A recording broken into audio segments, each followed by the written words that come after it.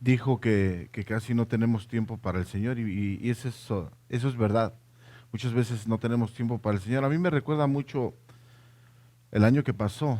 O no recuerdo bien si fue a finales del año que pasó o a principios de este año. Que estábamos yendo a ver a una persona en el hospital. Varios de ustedes estuvieron yendo a ver a esta persona.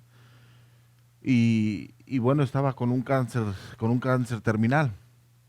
Entonces, lo fuimos a ver algunas veces, a varios de ustedes fueron algunas veces a verlo, y su familia estaba ahí, su familia ya de lleno se quedaban a dormir ahí con él porque tenía un cáncer terminal. Entonces, él tenía mucho tiempo de hablar con el Señor, tenía muchísimo tiempo porque cuando estás en cama y el tiempo te sobra para hablar con el Señor. Y sabemos que en situaciones como esa, pues son situaciones terminales donde nuestra forma de ver las cosas es muy diferente, donde nuestra forma de ver las cosas cambia totalmente. Entonces, recuerdo que lo veíamos y la oportunidad que yo tuve de hablar con él, entre sus palabras que decía era que Dios le diera una segunda oportunidad. Quería que Dios le diera una segunda oportunidad y era mucha su preocupación de él, cómo estaba quedando su casa. Pienso que cada uno de nosotros, si Dios nos llamara o nos diera la noticia de que tenemos una enfermedad terminal, algo que nos preocuparía mucho a cada uno de nosotros sería nuestros planes que tenemos en el presente, los vas a dejar abandonados. Si tienes un niño, si tienes una niña, dependiendo, no sé qué edad tenga, pienso que pensarías mucho qué es lo que va a pasar con mi familia, qué va a pasar con mi esposo, qué va a pasar con mi esposa, cómo se va a desarrollar después de que yo parta, qué es lo que va a pasar, cómo les va a afectar esto a mis seres queridos, a mis hijos, a mis hijas. Y él veía a su esposa y a sus hijas y él pensaba, él decía, cuando estábamos platicando, que él quería una segunda oportunidad y a él le preocupaba mucho porque su esposa trabajaba muy poco y sus hijas pues no trabajaban. Entonces a él le preocupaba mucho qué iba a hacer de sus hijas, a él le preocupaba mucho qué iba a hacer de su esposa, de su casa. Entonces cada uno de nosotros, dando esto como una introducción a la carta a Timoteo, a la segunda que vamos a comenzar en esta noche, porque estamos hablando de una persona, no que no tenga tiempo para Dios, porque esta persona tuvo toda su vida y le sirvió a Dios. Lo hizo en una parte, en el comienzo, lo hizo de una forma errónea. Estoy hablando de Pablo, estoy hablando de Saulo de Tarso. Lo hizo de una forma tan errónea, pero Dios le mostró que de esa forma no se servía a Dios. Jesucristo mismo encaró a Pablo y le enseñó cómo se servía a Dios. Entonces, Dios mora dentro de cada uno de nosotros. Si tú has recibido a Jesucristo en tu persona, entonces Jesucristo mora dentro de ti. Dios nos enseña cómo se le debe de servir a Él a través de su Hijo Jesucristo y por medio de su Espíritu Santo. Entonces, si tenemos el Espíritu Santo dentro de cada uno de nosotros, entonces Dios te habla a tu persona y te dice cómo debes de vivir para Dios. Y una de las formas de vivir para Dios es cómo debes de comunicarte con Dios, cómo debes de orar a Dios. No, nosotros no tenemos un Diosito, como dijo mi hermana. Nosotros no tenemos un Diosito.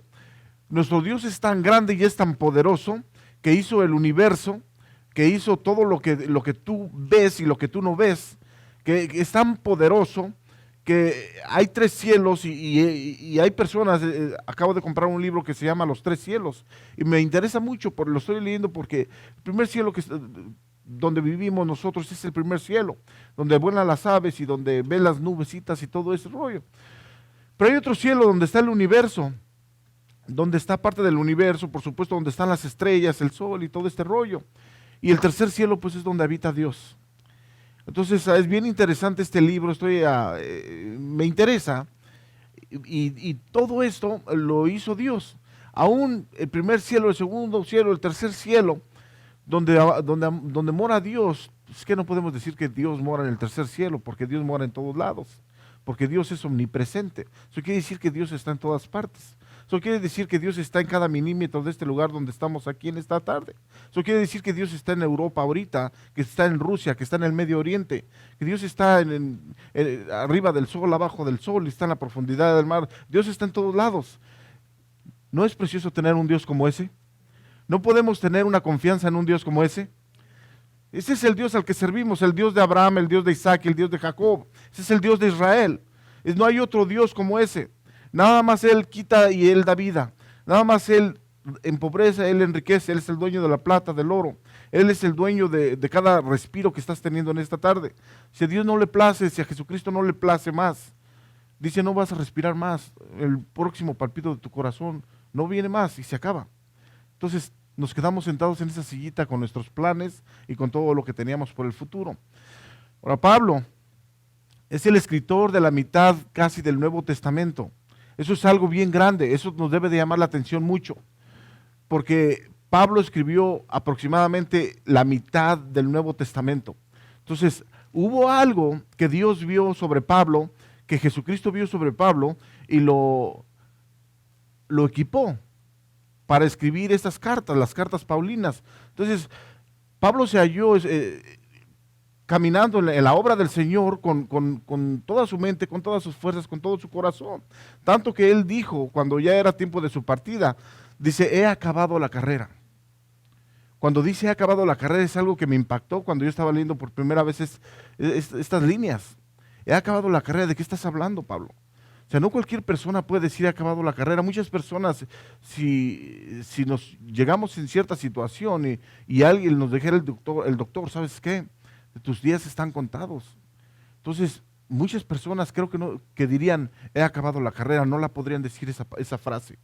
Entonces ahí es donde se ponen las cosas delicadas. Pues ¿sabes qué? Porque estás en un tiempo donde se está entretejiendo lo que es en este mundo y lo que es en la continuación de la segunda parte donde vamos a estar. ¿Dónde vamos a estar? Entonces es algo bien importante y es cuando las personas empiezan a hacer conciencia de todo lo que ha sido su vida. Yo he hallado algo en muchas personas, en muchos jóvenes. Me tocó a mí también cuando... En verdad, cuando yo estaba joven, yo no tenía conocimiento del Señor y hacíamos puras diabluras, hacíamos lo que la carne nos llamaba a hacer. Y sabíamos que hay un creador y que hay el omnipotente, que está el creador del universo, que está Dios encima de todo, pero tenemos esa conciencia, pero no tenemos una relación con Dios. Sabemos que hay cosas que estamos haciendo mal, pero las seguimos haciendo mal porque somos hijos de ira, somos hijos de Adán. El pecado ha pasado a nosotros y no se ha hecho nada al respecto. Entonces tenemos que nacer de nuevo. Dice la palabra del Señor que así como en Adán todos mueren, en Cristo todos serán vivificados, dijo Pablo cuando escribe a los Corintios en su primer carta en el capítulo 15. Entonces, en Adán todos mueren. Todos nosotros traíamos la paternidad de Adán, la muerte, pero en Cristo, dice la palabra del Señor, todos serán vivificados. Todos aquellos que nacemos del Espíritu, que nacemos de nuevo, que recibimos a Jesucristo, entonces nacemos de nuevo. Recuerdo en cierta ocasión que estaba hablando con mi padre, ya mi padre ya estaba en una situación difícil y hablaba seguido por teléfono con él. Entonces, en cierta ocasión estábamos hablando por teléfono y le pregunté, ¿y cómo va lo de las Escrituras? Y se rompió el silencio, se rompió todo en silencio, perdón, se quedó todo así, como, ¿qué estás queriendo decir? Yo creo que él lo asumió, lo tradujo de esta forma. ¿De cuáles escrituras estás hablando? Y se quedó todo en silencio y entonces yo me quedé, ¿está entendiendo a lo mejor que yo estoy tratando de mandar un mensaje como que estás a punto de partir, pon en orden las cosas en la casa? ¿Quién va a ser el heredero de la casa? Le digo, un momentito, yo no estoy hablando de esas escrituras, yo estoy hablando de las escrituras, de la palabra del Señor. Entonces, ¿quién? Cuando estamos bueno, no conozco a nadie ahorita que esté presente, que alguien le hayan pronosticado, que le hayan diagnosticado, que tenga alguna enfermedad terminal. ¿Quién de estas personas que tiene una enfermedad terminal y lo vas a visitar, le va a decir a su familia, lo último que va a hablar, pienso si tuviera unas horas una persona para partir, lo último que le querías preguntar o que él te iba a decir, ¿le cambiaste el aceite al carro? ¿Cómo está caminando el carro? ¿Importa eso o importan otras cosas más importantes? Si vas a la playa el fin de semana, por favor ponte tu bloqueador del sol para que no te vayas a quemar. ¿Harías una pregunta así cuando hay algo mucho más importante de qué hablar? Mira al niño que se acabe su sopa, por favor, en las tardes, porque no se la acaba siempre. Pienso que esas no son las preguntas que se hacen, pienso que no es el diálogo cuando una persona ya está en una etapa terminal.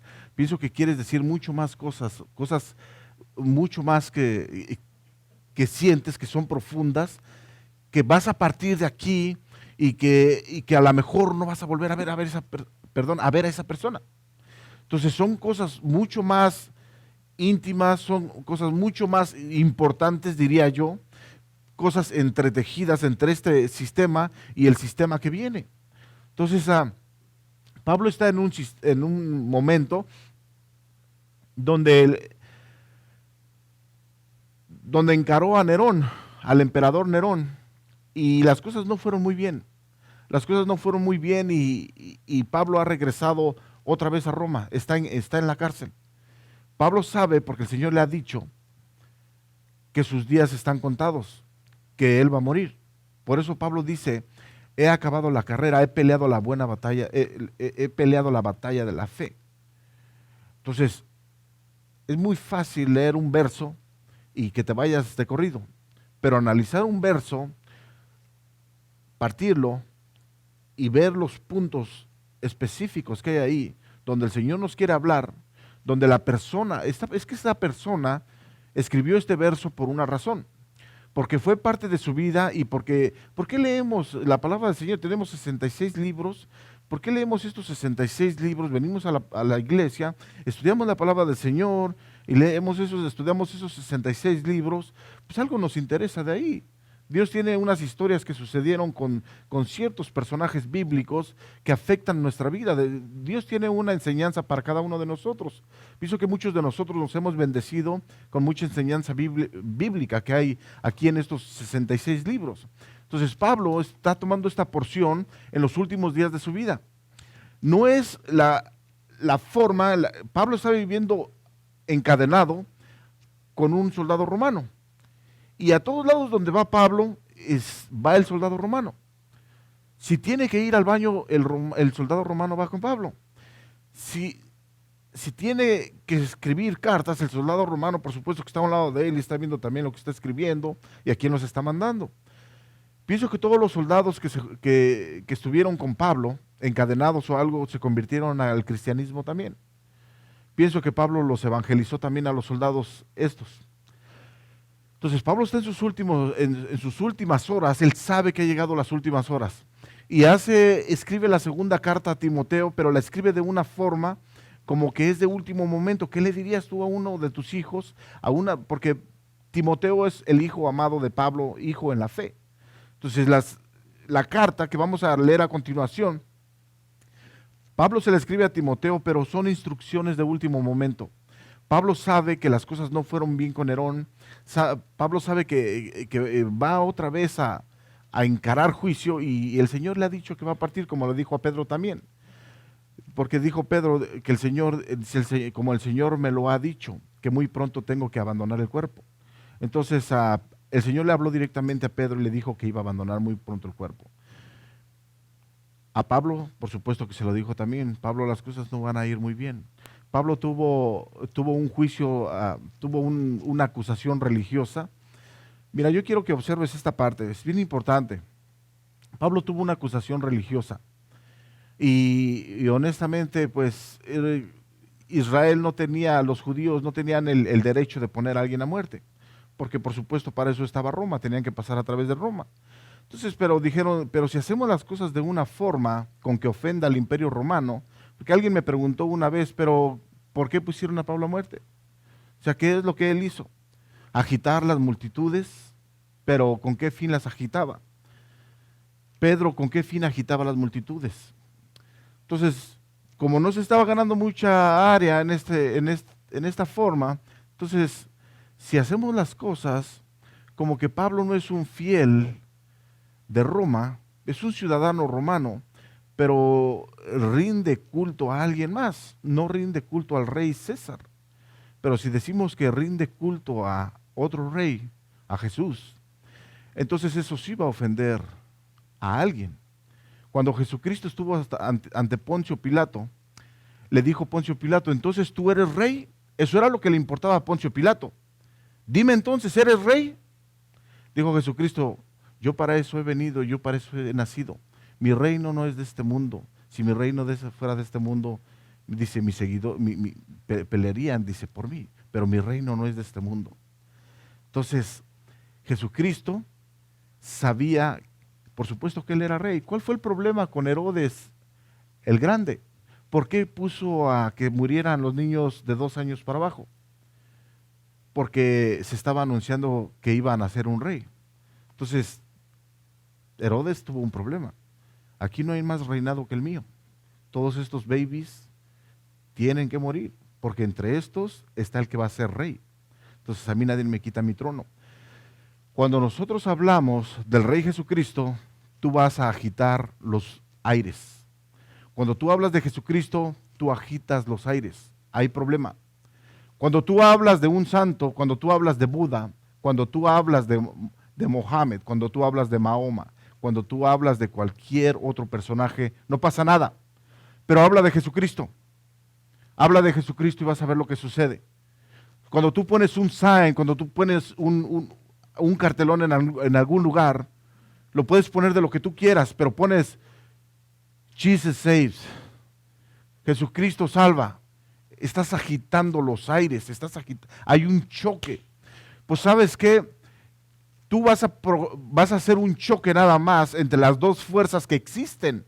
La palabra del Señor dice que el príncipe de la potestad del aire, el cual opera ahora en los hijos de desobediencia, ¿es quién? Es Satanás. Entonces Satanás no tiene ningún problema con otros tipos, con otras imágenes, con otros emblemas. No tiene problemas con ellos, porque simplemente están muertos. Ellos no salvan a nadie. Entonces cuando tú hablas del nombre de Jesucristo, la sangre de Jesucristo tiene poder. La sangre de Jesucristo redime. La sangre de Jesucristo limpia. La sangre de Jesucristo santifica. Entonces, cuando tú hablas del poder de Jesucristo, cuando tú hablas de Yeshua, cuando tú hablas del Mesías de Israel, entonces se agita todo en el aire, hay un choque. Entonces, el rey de Israel, cuando Satanás oye eso, entonces hay un choque. Entonces las personas empiezan a actuar de una forma rara. Entonces empiezas a molestar a las personas que son naturales, que no han entendido, que no tienen el Espíritu Santo. Se crea un conflicto interno y empiezas a chocar. Por eso muchas veces no te llevas bien con tu hermano, con tu hermana, con el tío, con la tía. No entienden tu dialecto. No entienden tu idioma. No hablamos el mismo idioma. No entiende tu vecino, no entiende tu patrón, la persona de trabajo con la que no entienden tu idioma. Porque tu idioma es un idioma diferente. Tú eres una persona que nació de nuevo, Jesucristo mora dentro de ti. Estamos en un camino donde estamos caminando a la santificación. El Señor quiere que caminemos en una forma de vivir que agrade, que glorifique el nombre de nuestro Señor Jesucristo. Entonces cuando tú caminas de esta forma, cuando tú empiezas a citar palabra del Señor, la gente que es natural no entiende estas cosas y se crea un choque. Esto fue lo que sucedió con Pablo, con los judíos. Cuando Pablo empezó a hablar del Mesías, de Jesucristo, entonces la gente se ofendió tanto porque era la única forma de salvar a la humanidad a través de Jesucristo, que el Mesías había venido y que el judaísmo que Pablo había estado practicando desde su niñez, que no traía ninguna forma de salvación. Entonces eso ofendió mucho a los judíos. Y como los judíos vieron la forma en que de esta forma no podemos hacer nada contra Pablo.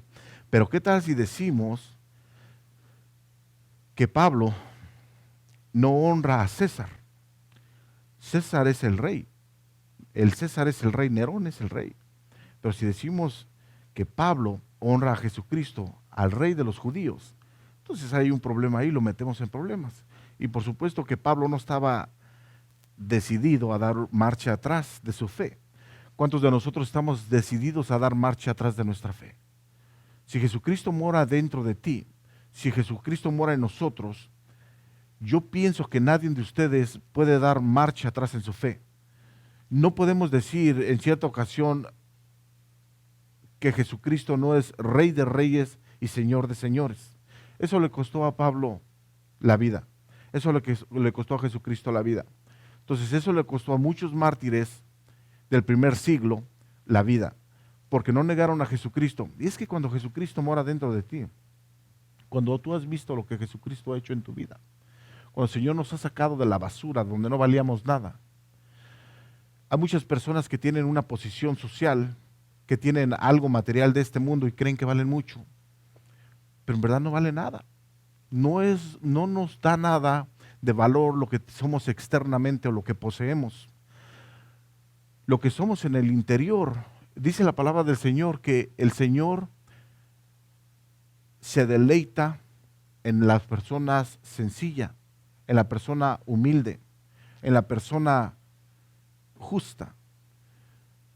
Por el otro lado, hay muchas personas que tienen poder, que tienen riquezas, que tienen fama, que tienen fortuna, pero tú te das cuenta que son unas personas que son bien altaneras, que quieren caminar sobre otros y siempre están hablando del materialismo, del mundo, dinero, modas. Yo no digo que el Señor dijo que estamos en este mundo, dice, pero no pertenecemos a este mundo. Estamos en este mundo y no nos podemos portar de una forma como que yo no voy a manejar ese carro o yo no merezco vivir en cierta casa. Por supuesto que si el Señor te bendice, si el Señor nos bendice de alguna forma y nos da la oportunidad, el privilegio de manejar cierto carro, de vivir en cierta casa, no lo vas a rechazar. Pero debe de haber un entendimiento en tu persona que eso no te va a mover en tu fe en Jesucristo. Debe de haber un entendimiento en tu persona que dijo nuestro Señor Jesucristo, más bienaventurado es dar que recibir. Las cosas no te pueden mover de tu fe. Si hay algo que está moviendo tu fe, tú tienes que tener mucho cuidado, porque si es algo material y está moviendo nuestra fe, nos está empujando a un lado, analiza tu persona, analicemos quiénes somos, porque eso no le agrada mucho al Señor. Entonces, Pablo es una de estas personas tan sencillas. Dijo Pablo, he aprendido, dice, el contentamiento.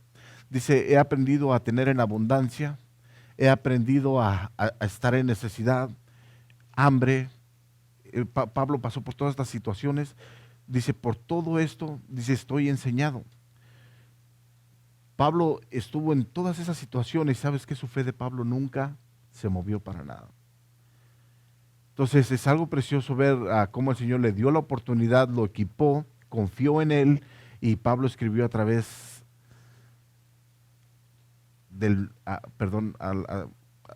la mitad del Nuevo Testamento. Entonces Pablo está en estos últimos tiempos, que sabe que va a partir, está a punto de partir, y esto es como una carta que le dice a Timoteo, da instrucciones de último minuto. Entonces es precioso lo que vamos a leer a continuación, esta carta. Yo quiero que vayas a segunda carta de Timoteo, en el capítulo 1. Pero vamos a orar, porque sabes que esto es espiritual, y si Dios no te ilumina a través del Espíritu, tú no vas a entender nada. Alguien puso algo bien precioso en cierta ocasión, que decía, de esto es como la gente regular ve la Biblia. Y eran miles de letras volteadas al derecho y al revés, y eso es lo que entiende la gente. ¿Qué entiende? Cero. Esta es la forma, dice, en que un cristiano, una persona nacida, ve la Biblia con mucho entendimiento. Y había otra, no recuerdo cuál era, pero esa es una realidad. Estos 66 libros fueron inspirados por el Espíritu Santo. Dios usó personas como tú y como yo, pero la diferencia más grande es que esas personas se dejaron moldear y empezaron a escribir lo que el Señor les dijo que escribieran, inspirados por el Espíritu Santo. La pluma la estaban sosteniendo ellos, pero el Espíritu Santo estaba haciendo esto. Entonces, si tú no tienes el Espíritu Santo, tú no puedes entender la palabra del Señor. Pues hay muchas personas que cuando platicas con él les dices, ¿y qué piensas de la Biblia? Y no, es un libro bien complicado, no me hables de él, no lo quiero, no lo entiendo. ¿Sabes por qué no lo entiendes? Porque tú no tienes el Espíritu Santo, tú tienes que nacer de nuevo. Si Dios te equipa, a través de su Espíritu Santo vas a entender las cosas que están ahí. Muchas personas que dicen, a mí me llamaba tanto la atención en un tiempo, los libros, el libro de Revelación. Y yo leí ese libro y honestamente no entendía nada, porque no había estudiado y no había nacido de nuevo. Ahora entramos en el libro de Revelación y podemos leer y podemos saber los juicios venideros, por quién vienen, a cuándo vienen, sobre cuáles personas vienen, quiénes las personas que van a estar en este sistema cuando esto acontezca, cuándo es que la nación de Israel entra en acción, cuándo es que la iglesia sale de aquí, cuándo es que se manifiesta el hijo de perdición, qué lugares del mundo van a ser afectados, qué partes de los ríos se convertirán en sangre, dónde va a caer aquella estrella ajenjo que va a hacer amargas las aguas, sobre quiénes va a quemar el sol, todas estas cosas. Ahora las copas de ira, sabemos los toques de trompeta, sabemos cuándo van a suceder, cómo van a suceder, por qué y a quién le va a afectar todo esto. Entonces ya no es un misterio más, pero hemos tomado el tiempo de estudiar el libro de Revelación, el libro de Daniel, los profetas menores, los profetas mayores, y somos inspirados, somos equipados con el Espíritu Santo. Entonces no es ningún misterio, no es, si Dios hubiera querido que esto era un misterio, que no lo íbamos a entender, entonces ¿para qué escribió la palabra?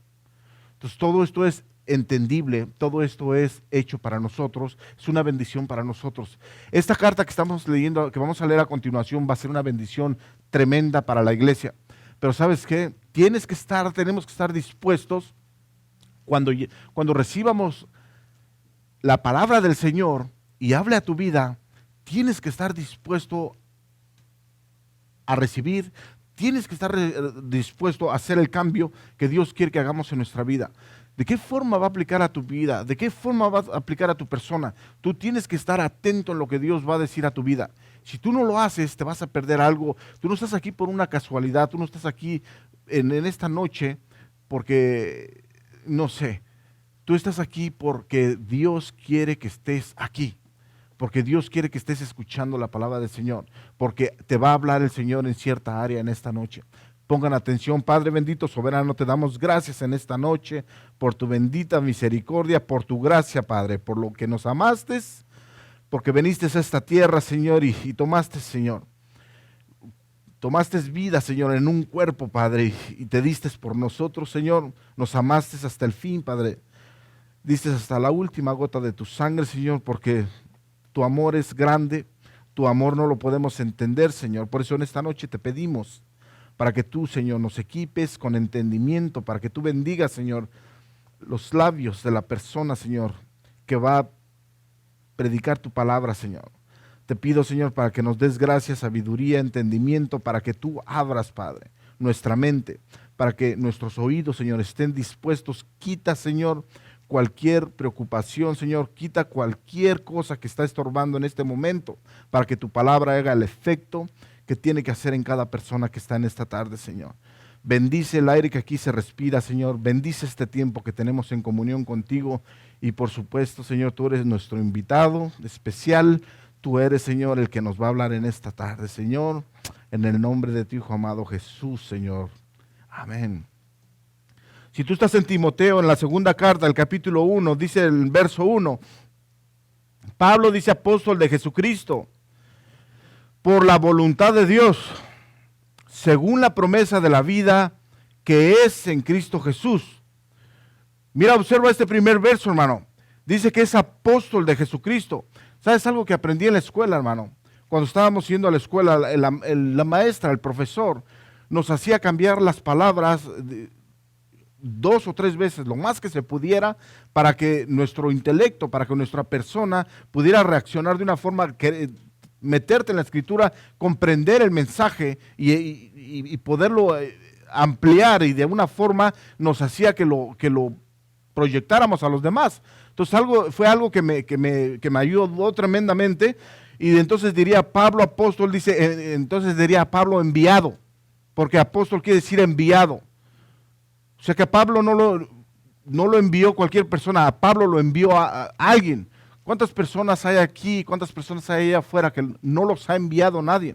Los ha enviado su avaricia, los ha enviado algún reconocimiento, los ha enviado cualquier otra cosa menos Dios. Pablo lo envió Dios, dice Pablo, enviado de Jesucristo, porque a Dios le plació así, porque a Dios le plació según la promesa de vida que es ¿en quién? En Cristo. No hay promesa de vida en nadie más. Recuerdo en cierta ocasión que estuvimos en un evento, hicimos énfasis en esta palabra. No hay corredentoras, no hay corredentores, no hay otra forma en la cual seamos salvos. No hay otra forma de salvación. La única forma que podemos ser salvos es a través de Jesucristo. En el único nombre de Jesucristo es que hay salvación. Entonces dice Pablo, la promesa de la vida que es en Cristo Jesús. Dice a Timoteo, amado hijo. Y hay quienes podrían decir, ¿hijo? Ya viste, el apóstol Pablo sí tuvo hijos. Bueno, la palabra del Señor dice que no tuvo hijos. Nunca menciona que tuvo un hijo. Ni siquiera habla si tuvo esposa o no tuvo esposa. Algo sí sé, que Timoteo es hijo en la fe. Ahora, dice que a Timoteo, amado hijo, Pablo amaba a Timoteo. Observa el orden de las palabras una vez más. Gracia, misericordia y paz de Dios. Muchas personas no van a poder, nadie puede recibir misericordia ni paz de Dios. Muchas personas quieren decir, tienen unos problemas enormes en su vida, en su hogar, y dicen, la paz para mi hogar, quiero paz. Quiero misericordia para mí, quiero misericordia para mis hijos. Está saltando el principio número 1. Está saltando el principio, el escalón número 1. ¿Cómo es el peldaño número 1? Dice gracia. Si no viene la gracia de nuestro Señor Jesucristo primeramente a nuestras vidas, tú no puedes tener paz, tú no puedes tener contentamiento, no puede haber misericordia para ti, no puede haber nada a continuación. Si tú no tienes gracia, la gracia viene por medio de ¿quién, hermanos? La gracia viene por medio de Jesucristo, no viene por medio de nada más.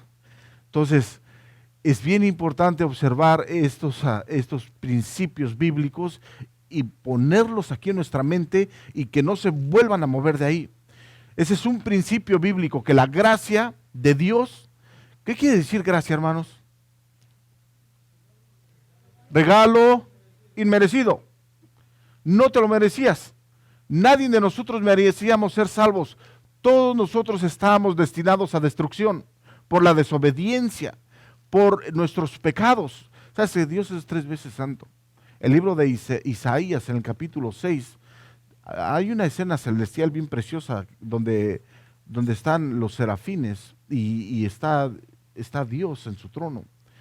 Y Isaías dice, ay de mí, dice que soy hombre muerto, dice, porque siendo pecador de mis ojos han visto a la gloria de Jehová de los ejércitos. Entonces el Señor, hay serafines que por supuesto que están en la escena, y uno de ellos dicen, santo, santo, santo, dice, toda la tierra está llena de tu gloria. Entonces ahí es donde se agarra ese término, que Dios es 3 veces santo. Entonces nosotros tenemos que tener santidad, dice el escritor a los hebreos, sin la cual nadie verá a Dios. Entonces tenemos que ser partícipes de esa santidad. ¿Cómo es que alcanzamos a tener santidad? Por la gracia de Dios. Siempre ha sido un problema el término santidad, el término santo. Cuando una persona oye la palabra santo, automáticamente nuestra mente, nuestro subconsciente manda una señal de que es una imagen o que es algo por el estilo. La palabra santo quiere decir separado para Dios. Así de sencillo. Seréis santos, dice, porque yo soy santo. Fue una de las promesas que el Señor hizo en el Antiguo Testamento. Y seréis santos porque yo soy santo. Entonces era algo que el Señor estaba planeando para el futuro. Entonces, cuando vino Jesucristo, la santidad, cuando nos convertimos a Jesucristo, cuando lo recibimos como nuestro Salvador, entonces Dios pone su Espíritu a morar dentro de nosotros. Y cuando Él pone a morar su Espíritu dentro de cada uno de nosotros, entonces alcanzamos santidad. Mira, esto es algo tan precioso que solo lo vamos a entender a través de nuestro caminar con Cristo Jesús. Lo vamos a entender simplemente cuando tengamos un poquito más de caminar, de días en el Señor. Cuando Dios pone su Espíritu dentro de ti, Dios empieza a ver, estoy hablando de Dios, empieza a ver a su Hijo dentro de ti, dentro de tu persona. Dios no te vuelve a ver como antes te veía, como hijo de ira. No te vuelve a ver más así. Dice, esta persona recibió a mi Hijo Jesucristo. Esta persona es apartada. Quiere decir, pues yo siempre les digo, ¿cómo recibiste a Jesucristo cuando lo hiciste? Cuando alguien te presentó a Cristo. La palabra del Señor dice en Romanos 10, dice, porque con el corazón se cree pero con la boca se confiesa para salvación. Entonces tiene que haber algo en tu persona que vas a entender que tú necesitas un Salvador, que tú necesitas a Jesucristo, que estamos pobres en espíritu, que necesitamos que se haga, que puedas ver la pobreza que hay en ti. Entonces, por eso Jesucristo dijo, bienaventurados los pobres en espíritu. Entonces, cuando tú abres tu corazón y dices, Señor, es que reconozco que soy un pecador, te necesito. Entonces el Señor dice, yes, te confieso, te recibo en este día.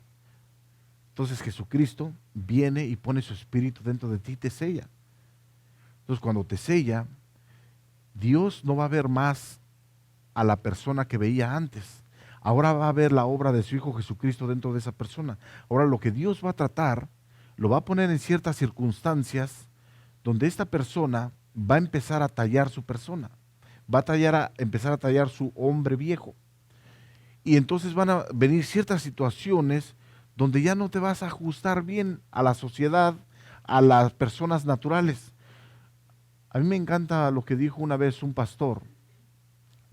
En cierta ocasión fue a una exhibición de carros preciosos, de carros que adornan, carros bien caros, una presentación que hubo en el Convention Center.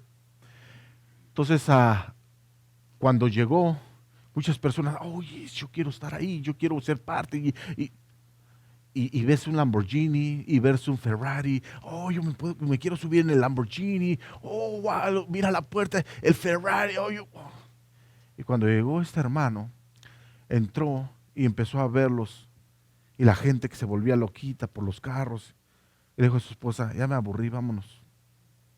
Cuando ya el sistema ya no te llama la atención, cuando ya lo que antes te llamaba tanto la atención, ahora dices tú, está bonito, pero no me llama la atención, no me puede quitar mi tiempo que puedo emplear en otra cosa. Entonces es cuando empieza la persona a madurar en lo interior. Entonces Cristo empieza a trabajar en nuestra persona. Entonces te encuentras ciertas personas que en otro tiempo dejaste de ver, dejaste de hablar o algo, y te dice, y se dan cuenta que ya no eres la misma persona, que no te atraen las cosas que antes te atraían. Entonces te quedan viendo así como, este está raro, esta está rara. Es que la palabra del Señor dice que no soy de este mundo y tú todavía perteneces a este sistema. Pues ya no podemos tener ya no ensamblamos tú y yo, pero sí puedo hacer algo, te puedo presentar a la persona que transformó mi vida. Sí te puedo enseñar a la persona, te la puedo presentar a la persona que transformó mis valores, que transformó mis metas, que transformó mi vida. Entonces empieza lo que hablábamos en el principio, empieza a agitarse algo ahí cuando empiezas a decir, es que Jesucristo descubrí a Jesucristo.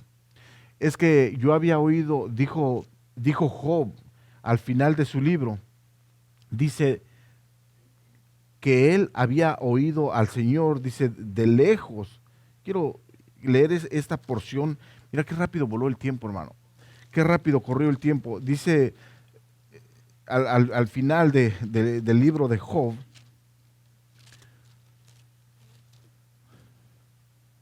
quiero leer esta porción. Job capítulo 42. Dice la palabra del Señor así: yo conozco, dice el capítulo 42, verso 2 en adelante, dijo Job, yo conozco que todo lo puedes y que no hay pensamiento que se esconda de ti. ¿Quién es el que oscurece el consejo sin entendimiento? Por tanto, yo hablaba lo que no entendía. Observa estas palabras, qué preciosas, lo que dijo Job. Yo hablaba lo que no entendía, cosas demasiadas maravillosas para mí que yo no comprendía. Oye, te ruego y hablaré, te preguntaré y tú me enseñarás. Verso 5, dice, de oídas te había oído, mas ahora mis ojos te ven. Por tanto me aborrezco y me arrepiento en polvo y en ceniza. Yo quiero preguntarte en esta noche, ¿cuántas personas de nosotros, cuántas personas conoces que pueden estar en esta situación? Dice,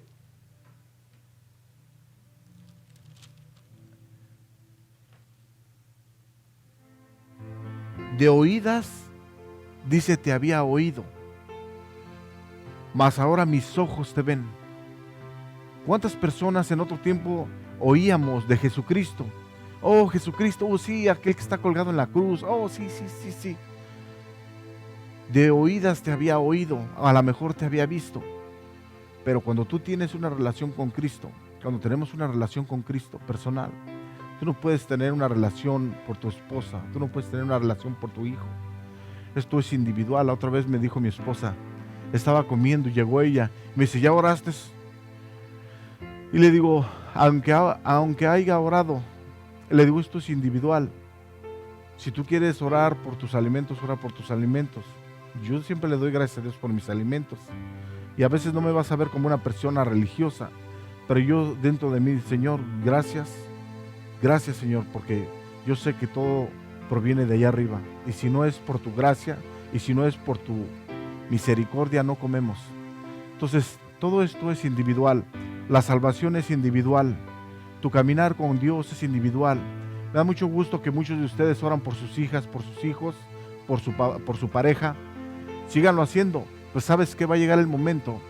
Al cielo no se entra con tu pastor. Al cielo no se entra porque tu papá fue pastor o porque tu mamá servía en los coros, o porque en el cielo no se entra porque tu mamá era salva o porque tus hijos fueron salvos. En el cielo es individual la entrada. Cuando nos paremos ante Jesucristo, ante Dios, Dios va a reconocer en cada persona si Jesucristo vive ahí. Entonces, esto es individual. Nuestra oración, nuestro trato con Dios es individual. Enséñale a tus hijos que tienen que buscar a su Redentor, que tienen que buscar a Jesucristo, porque en Él está la vida eterna.